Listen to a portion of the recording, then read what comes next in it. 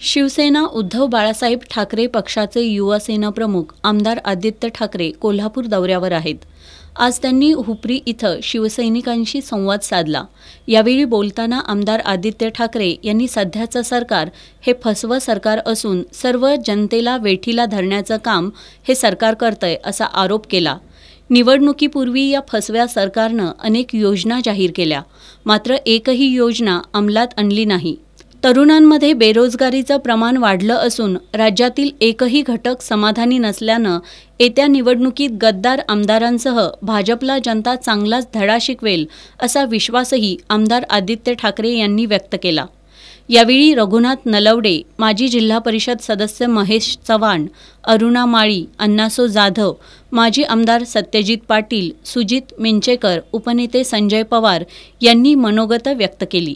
या मेळाव्याला खासदार अनिल देसाई, नितीन बानुगडे पाटील, संपर्क प्रमुख अरुण दुधवडकर, सहसंपर्क प्रमुख विजय देवने, हाजी असलम सय्यद, जिल्हा प्रमुख संजय चौगुले, वैभव उगळे, युवा सेना जिल्हा प्रमुख स्वप्नील मगदुम, शिवाजी पाटील आदींसह शिवसैनिक उपस्थित होते।